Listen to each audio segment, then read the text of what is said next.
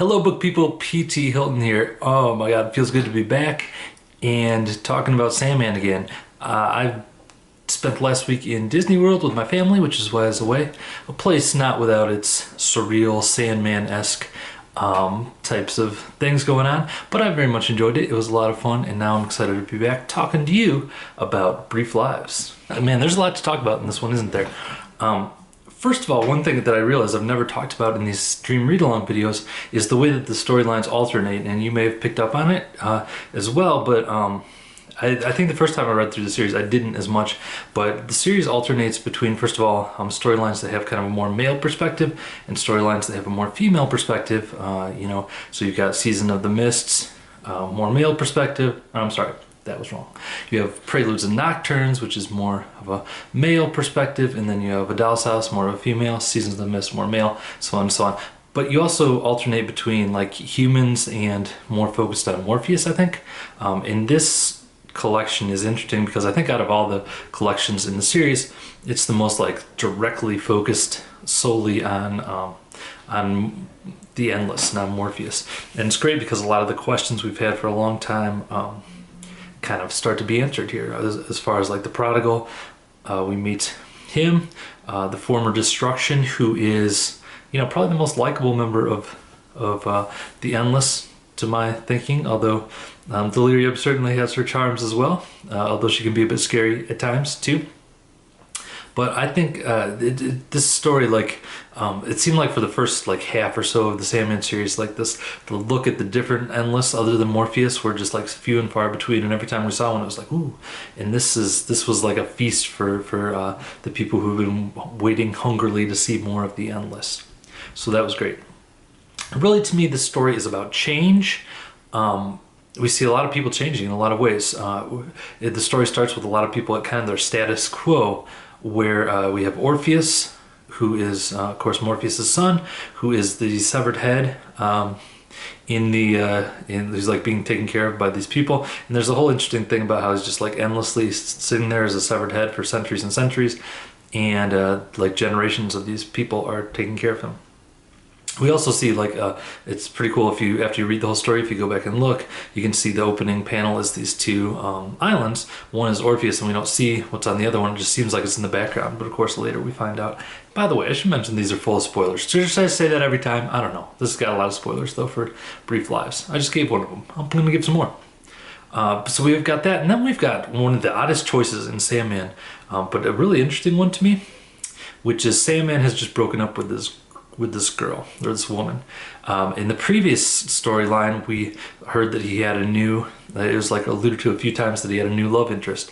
And I remember the first time I read that, I was like, ooh, are we gonna find out about this new love interest? What's going on? And when we come back to him, they're already broken up. So crazy. And Neil Gaiman said in the book, The Sandman Companion by Hy Bender, he said that he was planning on delving a lot more at this point into that relationship, but then Morpheus just kind of said to his staff, don't ever mention them again. And Neil Gaiman was like, oh, I guess we won't be hearing about her for a while. But when we open on Morpheus, he's kind of brooding in the rain about his lost love, and the staff is kind of yeah, this is what he does. He hooks up with a girl for a little while, and then he breaks up with her, and he broods about it. And everyone's dreams are filled with rain and angst, and they wake up cranky for a while. So this is kind of funny. But I also love Mervyn. I think this is the first time Mervyn spoke, although we've seen him occasionally here and there. He's the Pumpkinhead. He's kind of like the workman of the dreaming. He does a lot of the manual labor and things like that. Him and his team and crew do. Which is kind of funny because, as he mentions, Morpheus could just will that into being, but he has Mervyn and his team take care of it nonetheless. But anyway, that's kind of the status quo for Sandman, and it's interesting when Delirium comes in because it's everyone's so stuck in their ways, and it takes the very embodiment of Delirium to come in and knock people out of their status quo, which is an interesting statement. I think sometimes maybe a little bit of craziness is not such a bad thing to knock us out of our status quo and out of the ruts that we get into from time to time. And then Delirium and Morpheus go on the road trips. Basically a buddy comedy. It's a road trip movie. Morpheus and Delirium. But a lot of stuff happens as far as the change stuff goes. Of course, we see throughout the story, we see these very old beings that are alive for various reasons. They're still alive, and we see them coming to changes as well. And then finally, towards the end, I'm just going to skip to the end because there's there's a lot of cool stuff in between. I really like when we saw Delirium's realm. That was cool. We got to see Desire and Despair's realm too, I think, for the first time. I can't remember. At least the first time for Despair, I think. Another really important thing that happens in there is that Morpheus goes to see his son Orpheus, which, if you read the Song of Orpheus, you know that he vowed to never do. So I think that's really an important moment. And in fact, in the Sandman Companion book, Neil Gaiman says that the moment that the entire Sandman series like kind of swings into its third act and kind of becomes what the story's going to be, and everything becomes inevitable that happens from here on out, is that moment where Morpheus decides, goes back to Desire after he's kind of said, yeah, I'm done. He goes back to her and says, all right, now let's really go find our brother. Before he's just kind of humoring her and trying to get out of the house a little bit, basically. When he decides, yeah, let's really do this, that's when the story takes a swing. They go to see Orpheus because he's an oracle, and because of that, Morpheus promises to grant him a boon. And of course, we find out at the end, big spoilers, that boon that Orpheus wants Morpheus to grant him is his death. And so he ends up granting him that. And that's really what swings the story, because if you recall way back, this has been set up a long time ago, back in the Doll's House, we know that Desire was trying to get Morpheus to kill Rose Walker, who he didn't know was part of the Endless Blood, was part of the family.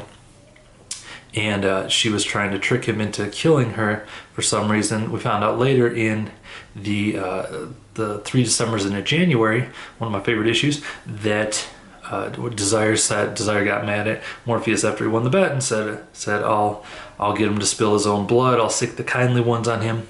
That's really all we know about it, is that there's apparently some grave penalty for spilling the blood of the Endless, and or the blood of their own family. So Morpheus has done that now, and we're going to see how that plays out as the story continues. When Delirium and Dream eventually find the prodigal, find their brother, that's a cool scene. I really love the prodigal, the former Destruction. I love Barnabas, his dog. I love how all the other Endless, or a lot of the other Endless at least, have like little memories of his small kindnesses to them and things like that throughout time, including Morpheus's, where we strangely see him just like hanging out with the Corinthian. The terrified Corinthian is just like his buddy hanging out with him or whatever, his servant, I guess. Finally, at the end, I really like the dichotomy of, at the beginning, we saw Morpheus just kind of brooding in the rain, moodily about his lost love affair or whatever, and then I like the dichotomy of how we see him being like genuinely grief-stricken about the death of his son at the end, and sitting alone, and it's a very different kind of sadness, and probably a much more profound sadness that's not like the angst that like, oh, I'm so sad. It's the real kind of grief that comes with real loss. All in all, this is one of my favorite stories in the series, because it gives us so much insight into the Endless, and there's just so much going on here. I could spend probably a lot longer talking about it, but I think I'll turn it over to you. Let me know what you thought of this story. Leave it in the comments, or if you make a video response to this, let me know about it so I can check it out as well. Next week, we are back to talk about another one of my favorite collections, maybe my favorite collection, World's End, which is the kind of the final short story collection, although the stories are tied together a little bit, but it does include probably my favorite issue of Sandman, and you'll see. I don't know if as you read it, see if you can guess which one is my favorite. So anyway, that's going to do it for me this time. Thanks so much for participating in the Dream Read Along. If you want to talk about it on Twitter, you can use the Dream Read Along hashtag, and I'll talk to you next time. Thanks for watching. Bye.